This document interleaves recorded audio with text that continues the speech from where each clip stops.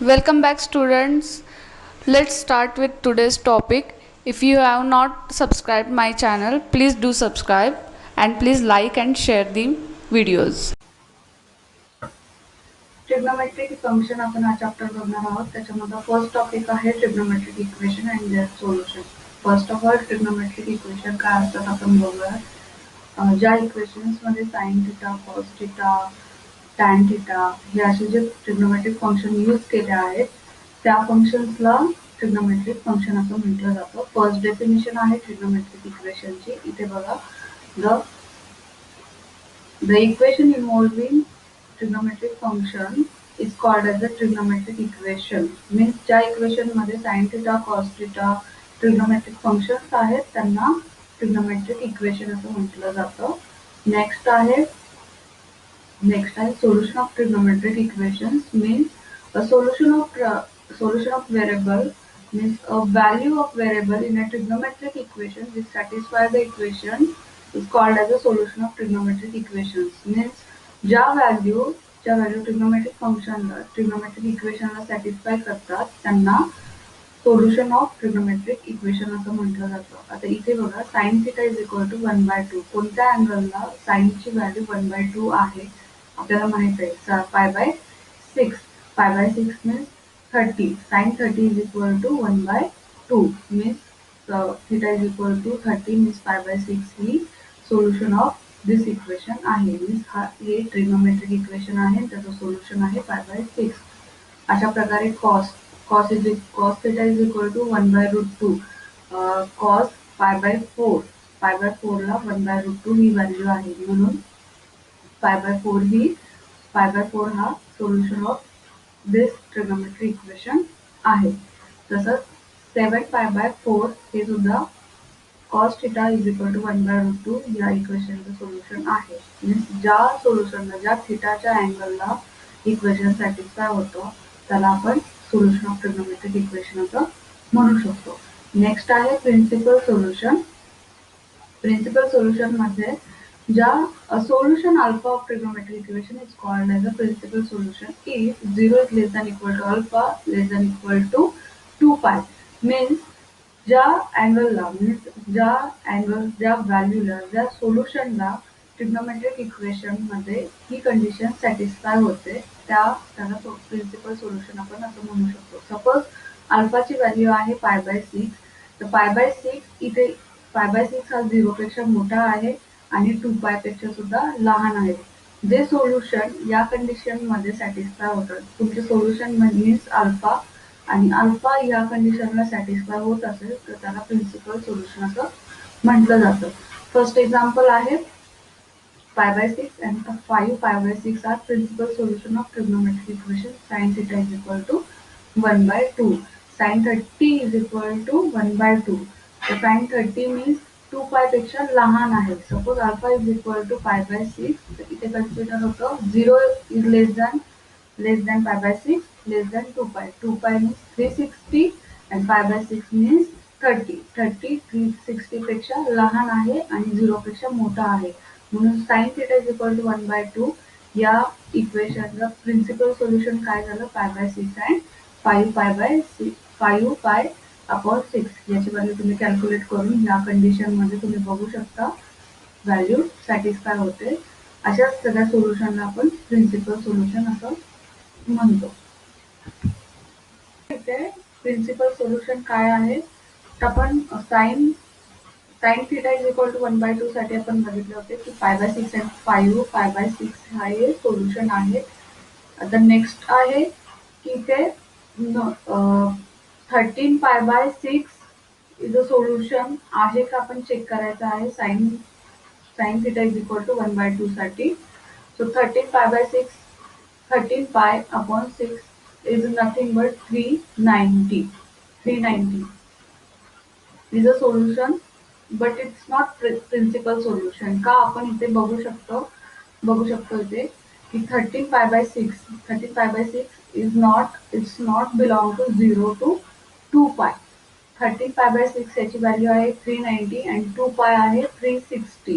So 360 हे 390 पेक्षा लहान आहेत मीन्स आपण पायची व्हॅल्यू जर कन्सिडर केली 390 मीन्स 13 पाय अपॉन 6 390 कन्सिडर केल्यानंतर 2 पायपेक्षा ही मोठी आहे म्हणून ही कंडिशन तिथे सॅटिस्फाय होत नाही म्हणून 13 पाय बाय 6 हे सोल्युशन तर आहे बट हे प्रिन्सिपल सोल्युशन नाहीये कारण 13 pi by 6 is not belongs to 0 to 2 पाय bracket. So 0 is the principal solution of equation sin theta but 2 pi is not a principal solution. So अशा प्रकारे आपल्याला प्रिन्सिपल सोल्युशन फाइंड करता येऊ शकतात. तुम्ही सोल्युशन फाइंड करू शकता. सोल्युशन फाइंड केल्यानंतर जे सोल्युशन आले ते या कंडिशन मध्ये जर येत असेल ही कंडिशन त्या सोल्युशनला सॅटिस्फाय करत असेल त्या सोल्युशनसाठी तर त्याला आपण प्रिन्सिपल सोल्युशन म्हणतो. ते सॉल्व्ड एक्झाम्पल आहे. फर्स्ट आपण बघू शकतो. Find the principal of solution of sin theta is equal to 1 by root 2. 1 by root 2 means कोणत्या अँगल साठी 1 by root 2 ही व्हॅल्यू आहे पाय बाय 4. पाय बाय 4 साठी मीन्स इथे बघू शकता तुम्ही sin पाय by 4 is equal to 1 by root 2. आपल्याला माहित आहे sin पाय by 4 is equal to 1 by root 2 and पाय बाय 4 या कंडिशनला सॅटिस्फाय करते. इथे बघू शकता तुम्ही 0 इज लेस दॅन पाय बाय 4 इज लेस दॅन 2 पाय मीन्स 2 पाय पेक्षा हे पाय बाय 4 लहान आहे. आपण बघत आहोत pi by 4 sine pi by 4 1 by 2 1 by root 2 याची व्हॅल्यू आहे. Means sine pi by 4 is 45 degree. त्याच्यानंतर साइन 45 मीन्स 1 बाय रूट 2 आणि ही आपण आता जस्ट बघितलं होतं. आता आपण नेक्स्ट बघणार आहोत. मीन्स 45 इज लेस दॅन 2 पाय आहे. त्याच्यानंतर आपण अजून एक सोल्युशन फाइंड करणार आहोत त्याचं by allied angle formula sine theta is equal to sine of pi minus theta. Sine थिटालाच आपण या फॉर्म्युल्यामध्ये लिहू शकतो. याचा यूज करून आपण अजून एक सोल्युशन फाइंड करू शकतो आणि ते सोल्युशन प्रिन्सिपल सोल्युशन आहे का नाही आपण चेक करणार आहोत. So sine of pi by 4 sine of pi by 4 ला आपण कसं लिहिणार या फॉर्म्युल्यानुसार theta is a pi by 4. So sin pi by 4 is equal to sin of pi minus pi by 4. Sin of pi minus pi by 4. यालाच आपण या form मध्ये लिहिलेलं आहे. सो इथे आपण क्रॉस मल्टिप्लिकेशन करूया. तिथे 4 into pi किती 4 pi minus 1 pi upon 4 means sin 3 pi upon 4. sin 3 pi sine of 3 pi upon 4 याची व्हॅल्यू आहे 135 आणि 135 इज लेस दॅन 2 पाय. 2 पाय मीन्स 360 पेक्षा 135 हे लहान आहेत आणि ही कंडिशन सॅटिस्फाय होतीये म्हणून 3 पाय बाय 4 हे प्रिन्सिपल सोल्युशन आहे. आपण असे सम सॉल्व्ह करणार आहोत.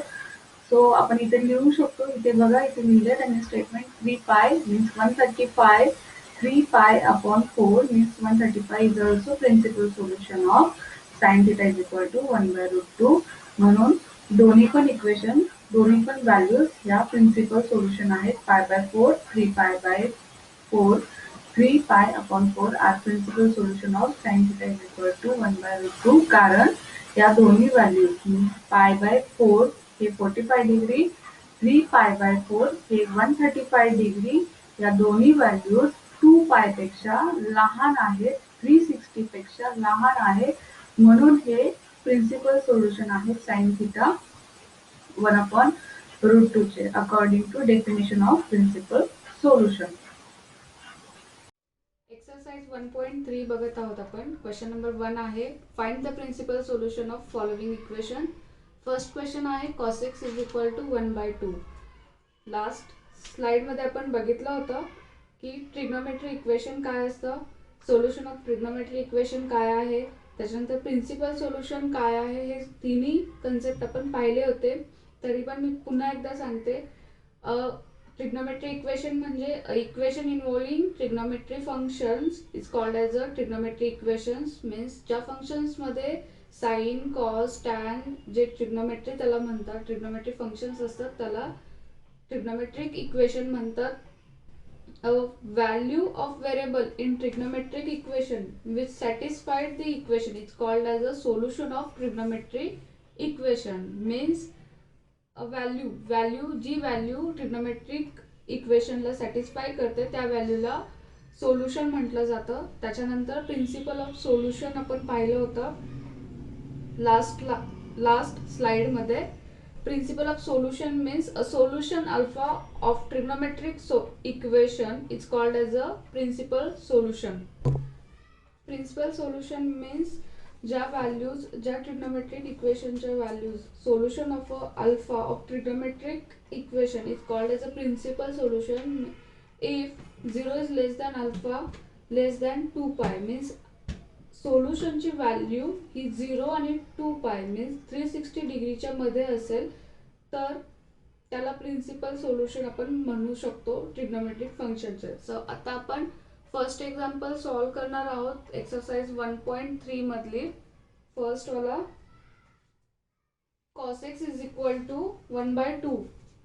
cos x is equal to 1/2. So आपल्याला माहिती आहे 1/2 कॉसच्या कोणत्या अँगलची व्हॅल्यू असेल ती आहे cos 60 means 1/2. cos 60 degree means 1/2. म्हणजेच आपण असंही लिहू शकतो cos 60 means cos π/3 is equal to 1/2. इथे लिहू शकता तुम्ही cos. इथे फक्त अंदाज लावला आपण इथे की कॉसच्या कोणत्या अँगल साठी 1/2 ही व्हॅल्यू आहे. तर cos 60 मीन्स 1/2. 60 लाच आपण π/3 असंही लिहू शकतो. त्याच्यानंतर आपण कन्सिडर करूयात equation 1. From equation 1 cos x is equal to cos π/3 आपण डायरेक्टली असं लिहू शकतो फ्रॉम अबोव. त्याच्यानंतर आपण cos π/3 लाच आपण असंही लिहू शकतो cos 2π - π/3. cos π/3 ला आपण असंही लिहू शकतो cos 2θ - θ is nothing but cos θ and cos θ is here cos θ येतं इथे आणि फोर्थ क्वाड्रंट मध्ये cos θ हा पॉझिटिव्ह असतो म्हणून cos θ is equal to cos 2π - π/3. So cos x ला आपण cos 2π - π/3 असंही लिहू शकतो इथे. त्याच्यानंतर आपण जर ही व्हॅल्यू कॅल्क्युलेट केली तर इथे काय येणार cos of 3 × 2 6 pi minus pi cross multiplication करतो आपण. याची व्हॅल्यू आहे cos ऑफ 5/3. cos of 5/3. आता इथे दोन व्हॅल्यू आलेल्या आहेत. फर्स्ट मीन्स आपण फर्स्ट π/3 कन्सिडर केला आणि त्याच्यानंतर 5π/3 ही व्हॅल्यू आलेली आहे. सो आपण प्रिन्सिपल सोल्युशनच्या डेफिनेशन नुसार आपण इथे सोल्युशन फाइंड करूयात की हे प्रिन्सिपल सोल्युशन आहेत की नाही cos x चे. सो आपण इथे कन्सिडर करूयात like such that 0 is less than π/3 is 2π. ही कंडिशन आहे फर्स्ट व्हॅल्यू साठी. बघा π/3 means 60, 2π means 360. 60 is less than 2π हे बरोबर आहे. त्याच्यानंतर π/3 साठी आपण इथे कन्सिडर करूयात and 0 is 5π/3 is less than 2π means इथे बघा 5π/3 मीन्स 5 इथे लिहू शकता तुम्ही 5π/3 इज इक्वल टू 300 येतं. तुम्ही कॅल्क्युलेट करू शकता and 300 is less than 2π means principal solution काय झाले याचे इथे लिहू शकता तुम्ही the required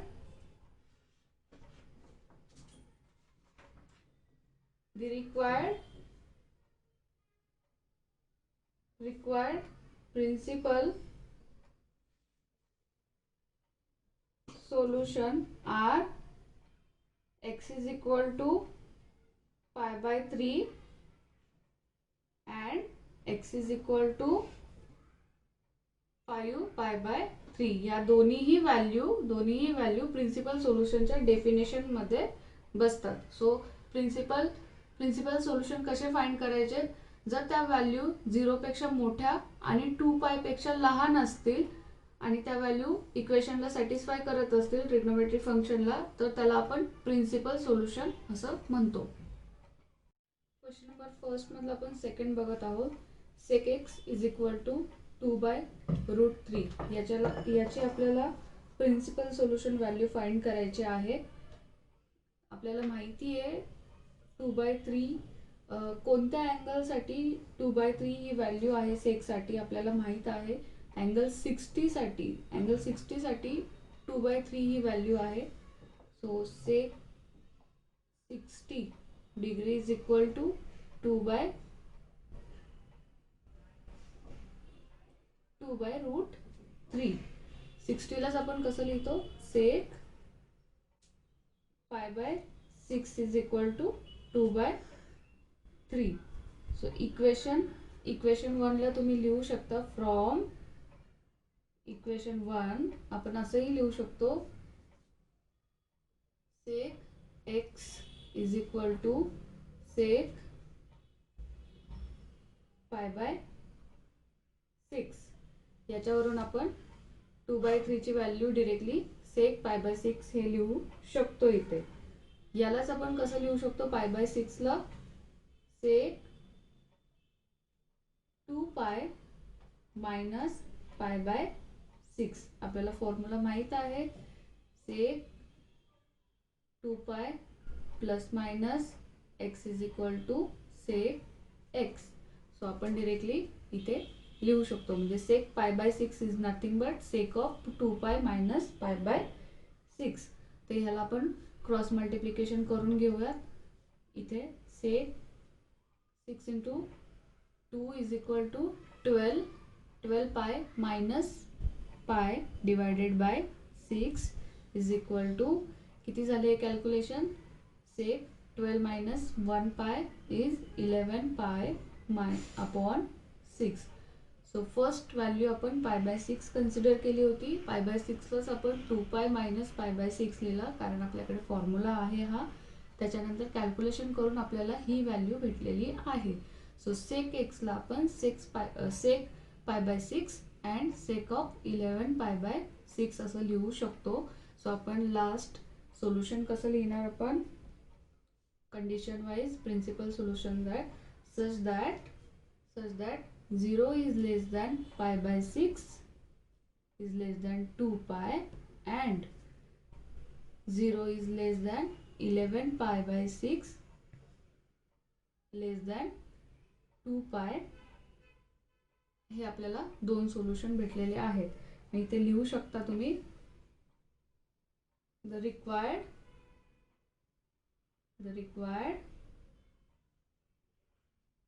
principal solution are x is equal to π/6 and x is equal to 11π/6. 11π/6 means इथे तुम्ही इथे कॅल्क्युलेट करू शकता तुम्ही 11π/6 इथे तुम्ही कॅल्क्युलेट करू शकता. 11π/6 मीन्स 330 इथे लिहू शकता तुम्ही म्हटलंच तर. 11π/6 मीन्स 330 कॅल्क्युलेट करू शकता.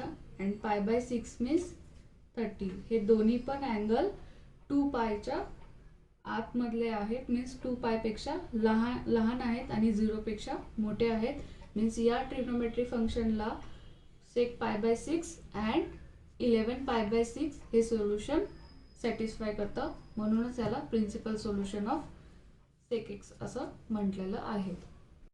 क्वेश्चन नंबर 3 बघत आहोत आपण. क्वेश्चन नंबर 1 मधला एक्सरसाइज 1.3 मधला cot x is equal to √3. आपल्याला ह्याचे प्रिन्सिपल सोल्युशन फाइंड करायचे आहेत.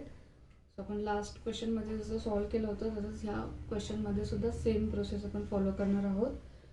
सो इथे आपण कन्सिडर करूयात cot x is equal to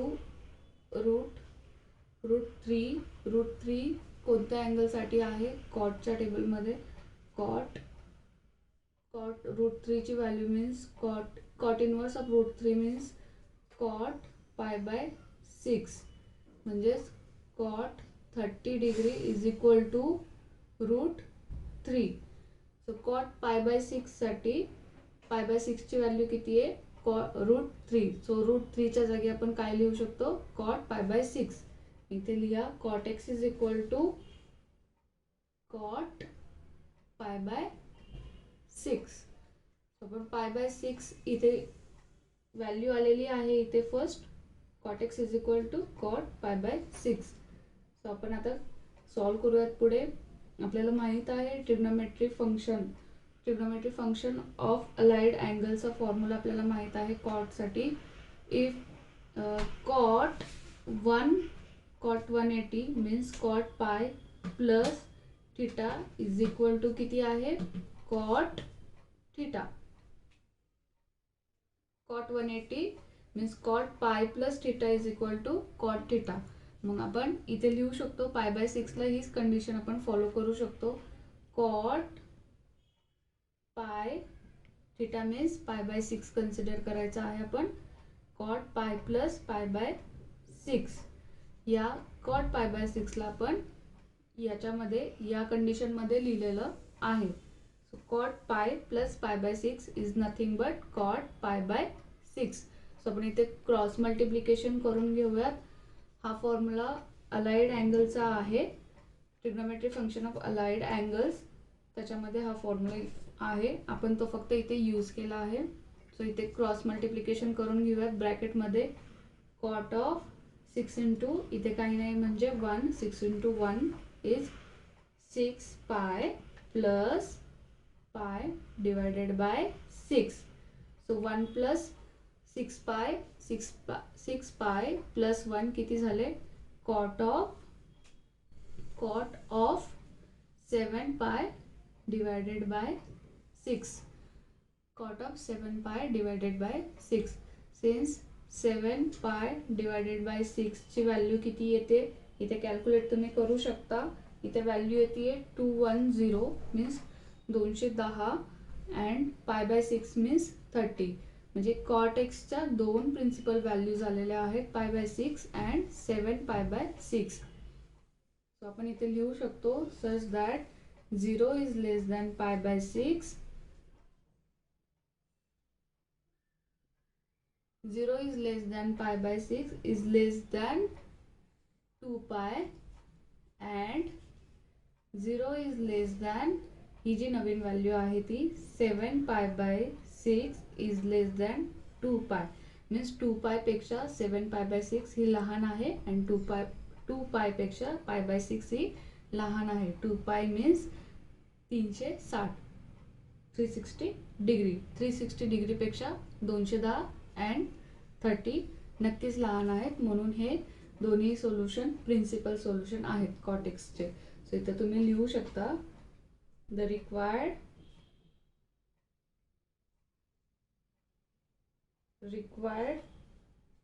principal solution are x is equal to π/6 and x is equal to 7 π/6. Thanks for watching video. Do like and comment your doubts below and don't forget to subscribe my channel.